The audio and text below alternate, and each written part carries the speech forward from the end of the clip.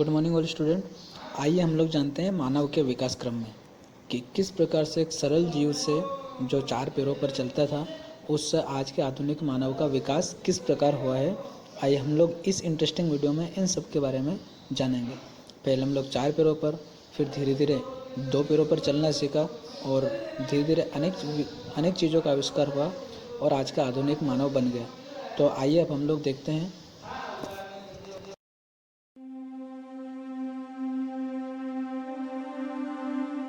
नमस्कार दोस्तों, मैं हूं मनीष और आपका स्वागत है हिस्टोरिक हिंदी में। दोस्तों, आज के वीडियो में आप जानेंगे कि लाखों साल पहले मानव अस्तित्व की शुरुआत कैसे हुई। इसके अलावा आप ये भी जानेंगे कि सर्वप्रथम अफ्रीका में मानव प्राणियों की उत्पत्ति कैसे हुई और पुरातत्व विज्ञानियों ने इतिहास के इन प्रारंभिक चरणों के बारे में हड्डियों और पत्थरों के औजारों के अवशेषों की सहायता से कैसे अध्ययन किया। पुरातत्व विज्ञानियों ने प्रारंभिक मानव के जीवन के बारे में पुनर्निर्माण करने के प्रयत्न किए हैं। उन्होंने ये जानने की कोशिश की कि वे कैसे घरों में रहते थे। वे पेड़ पौधों से उत्पन्न कंदमूल एवं बीजों को इकट्ठा करके और जानवरों का शिकार करके अपना भरण पोषण कैसे करते थे। इसके अलावा वे किन किन तरीकों से अपने भावों एवं विचारों को अभिव्यक्त करते थे। आप ये भी जानेंगे कि आदमी द्वारा आग और भाषा का प्रयोग कब और कैसे शुरू हुआ। और अंत में आप ये देखेंगे कि आज की दुनिया में भी जो लोग शिकार और पेड़ पौधों से प्राप्त खाद्य सामग्रियों से अपना भरण पोषण करते हैं, क्या उनके जीवन का अध्ययन करके अतीत के बारे में जानकारी मिल सकती है। मानव के क्रमिक विकास की कहानी। मानव कब और किस रूप में सर्वप्रथम अस्तित्व में आया, ये कहना मुश्किल है, मगर ऐसा समझा जाता है कि लगभग 56 लाख वर्ष पहले पृथ्वी पर ऐसे प्राणियों का उद्भव हुआ था जिन्हें हम मानव कह सकते हैं। इसके बाद आदि मानव के कई रूप बदले और कालांतर में लुप्त हो गए। आज हम जिस रूप में मानव को देखते हैं, जिन्हें हमने आगे चलकर आधुनिक मानव कहा, वैसे लोग 1,60,000 साल पहले पैदा हुए थे। लगभग 8,000 ईसा पूर्व तक मानव इतिहास के इस लंबे अरसे के दौरान लोग दूसरों द्वारा मारे गए या अपनी मौत खुद मरे, प्राणियों के शरीर में से मांस निकालकर जानवरों का शिकार करके अथवा पेड़ पौधों से कंदमूल, फल और बीज आदि बटोरकर अपना पेट भरते थे। धीरे धीरे उन्होंने पत्थरों से औजार बनाना और आपस में बातचीत करना भी सीख लिया। हालांकि आगे चलकर मानव ने भोजन जुटाने के कई और तरीके भी अपना लिए थे, पर शिकार और संग्रह करके यानी इधर उधर से खाने की चीजें तलाशने और बटोरने का तरीका भी चलता रहा।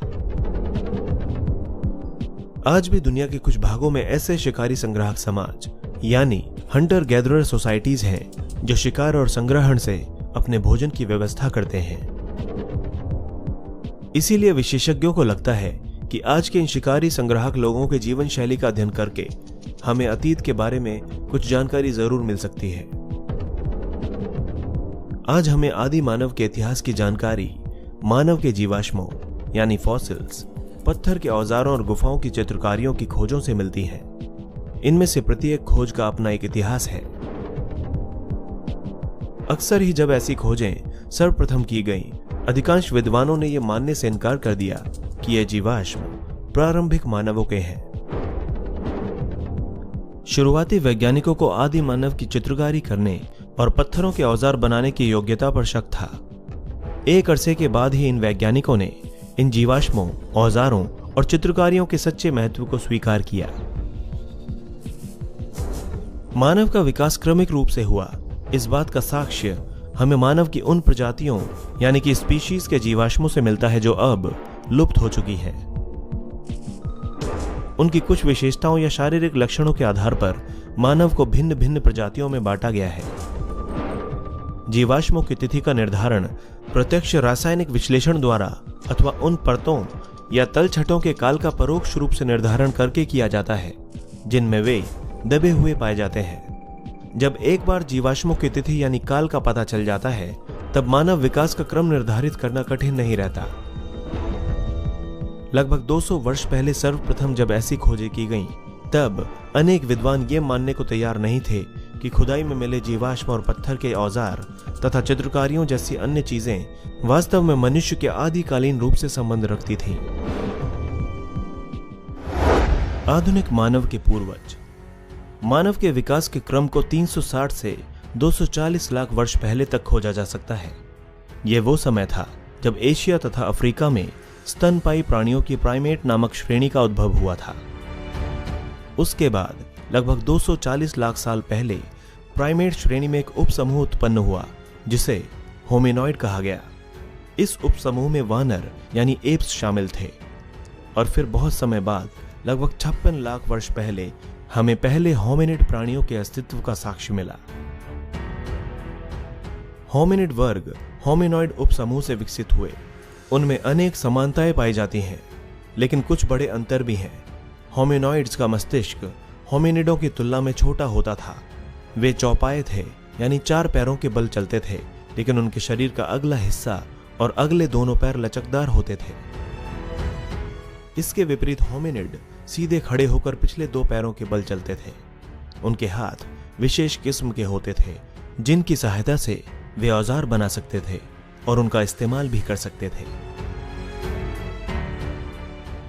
2 प्रकार के साक्ष्यों से यह पता चलता है कि होमिनिडों का उद्भव अफ्रीका में हुआ था।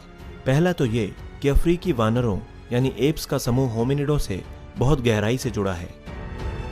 दूसरा, सबसे प्राचीन होमिनिड जीवाश्म जो ऑस्ट्रेलोपिथेकस वंश के हैं, पूर्वी अफ्रीका में पाए गए हैं और उनका समय लगभग 56 लाख वर्ष पहले का माना जाता है। इसके विपरीत अफ्रीका से बाहर पाए गए जीवाश्म 18 लाख वर्ष से अधिक पुराने नहीं हैं। होमिनिड होमिनिडाई नामक परिवार के सदस्य होते थे। इस परिवार में सभी रूपों के मानव प्राणी शामिल थे। होमिनिड समूह की अनेक विशेषताएं थीं, जैसे मस्तिष्क का बड़ा आकार, पैरों के बल सीधे खड़े होने की क्षमता, 2 पैरों के बल चलना, हाथ की विशेष क्षमता जिससे वे औजार बना सकते थे और उनका इस्तेमाल कर सकते थे। होमिनिडों को आगे कई शाखाओं में विभाजित किया जा सकता है। इन शाखाओं को जीनस कहते हैं। इन शाखाओं में ऑस्ट्रेलोपिथेक और होमो अधिक महत्वपूर्ण है। इन शाखाओं में प्रत्येक की कई प्रजातियां होती हैं। ऑस्ट्रेलोपिथेकस और होमो के बीच कुछ बड़े अंतर उनके मस्तिष्क के आकार, जबड़े और दांतों के संबंध में पाए जाते हैं। ऑस्ट्रेलोपिथेकस के मस्तिष्क का आकार होमो की अपेक्षा बड़ा होता है। जबड़े अधिक भारी होते हैं और दांत भी ज्यादा बड़े होते हैं। दरअसल इन प्रजातियों को वैज्ञानिकों द्वारा जो नाम दिए गए हैं वे सभी लैटिन और यूनानी भाषाओं के शब्दों से ही बने हैं। उदाहरण के लिए ऑस्ट्रेलोपिथेकस नाम लैटिन भाषा के शब्द ऑस्ट्रल यानी दक्षिणी और यूनानी भाषा के शब्द पिथिकस यानी वानर से मिलकर बना है। यह नाम इसलिए दिया गया क्योंकि मानव के आद्य रूप में उसकी एप यानी वानर अवस्था के अनेक लक्षण बरकरार रहे, जैसे होमो की तुलना में मस्तिष्क का अपेक्षाकृत छोटा होना, पिछले दांत बड़े होना और हाथों की दक्षता का सीमित होना। उसमें सीधे खड़े होकर चलने की क्षमता भी अधिक नहीं थी, क्योंकि वो अभी भी अपना बहुत सा समय पेड़ों पर ही गुजारता था। इसलिए उसमें पेड़ों पर जीवन जीने के लिए आवश्यक अनेक विशेषताएं अब भी मौजूद थीं। आगे चलकर जब औजार बनाने और लंबी दूरी तक पैदल चलने की क्रिया में बढ़ोतरी होती गई, तब मानवीय विशिष्टताओं तथा लक्षणों का विकास भी होता गया। आदिकालीन मानवों के अवशेषों को भिन्न भिन्न प्रजातियों में वर्गीकृत किया गया। इन प्रजातियों को अक्सर उनकी हड्डियों की रचना में पाए जाने वाले अंतरों के आधार पर एक दूसरे से अलग किया जाता था। उदाहरण के लिए प्रारंभिक मानवों की प्रजातियों को उनके खोपड़ी के आकार और जबड़े की विशिष्टता के आधार पर बांटा गया है। ये विशेषताएं पॉजिटिव फीडबैक मैकेनिज्म यानी वांछित परिणाम प्राप्त होने से ही विकसित हुई होंगी। उदाहरण के लिए 2 पैरों पर खड़े होकर चलने की क्षमता के कारण हाथ बच्चों या चीजों को उठाकर ले जाने के लिए मुक्त हो गए, और ज्यों-ज्यों हाथों का इस्तेमाल बढ़ता गया, त्यों-त्यों 2 पैरों पर खड़े होकर चलने की कुशलता भी बढ़ती गई। इससे विभिन्न प्रकार के काम करने के लिए हाथ स्वतंत्र हो जाने का लाभ तो मिला ही, साथ ही पैरों की बजाय 2 पैरों पर चलने की शारीरिक ऊर्जा की खपत भी कम होने लगी। लेकिन दौड़ते समय यह लाभ उल्टा हो गया। लेतोली तंजानिया में मिले होमिनिड के पदचिन्हों के जीवाश्मों और हादार इथियोपिया से प्राप्त हड्डियों के जीवाश्मों से यह पता चलता है कि तत्कालीन मानव 2 पैरों पर चलने लगे थे। लगभग 25 लाख वर्ष पहले हिमयुग के प्रारंभ में जब पृथ्वी के बड़े बड़े भाग बर्फ से ढक गए, तो जलवायु तथा वनस्पतियों की स्थिति में बड़े बड़े परिवर्तन आए।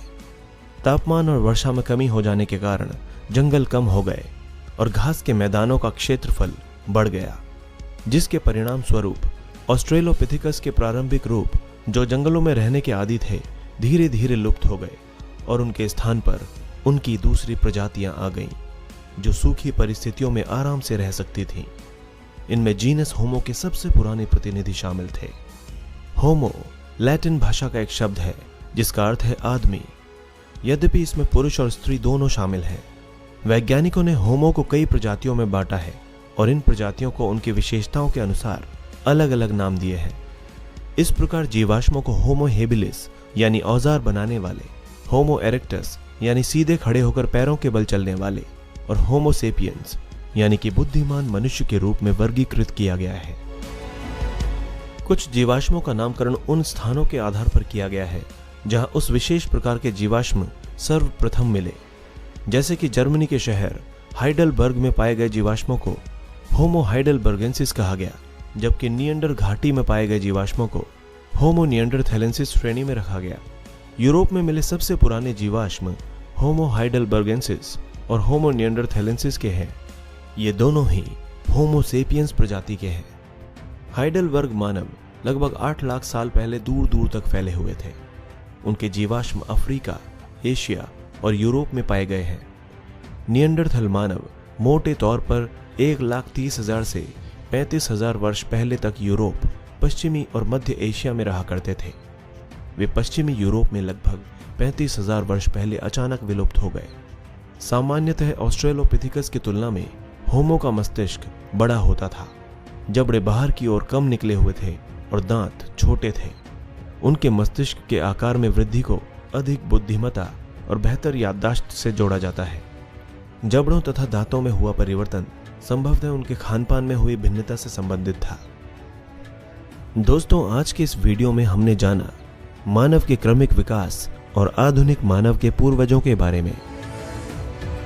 अगले एपिसोड में हम आधुनिक मानव के बारे में जानेंगे। साथ ही हम ये भी जानेंगे कि वे भोजन प्राप्त करने के लिए कौन से तरीके अपनाते थे, उनके पास रहन सहन के क्या साधन थे और सबसे महत्वपूर्ण, उन्होंने किस तरह औजारों का निर्माण किया।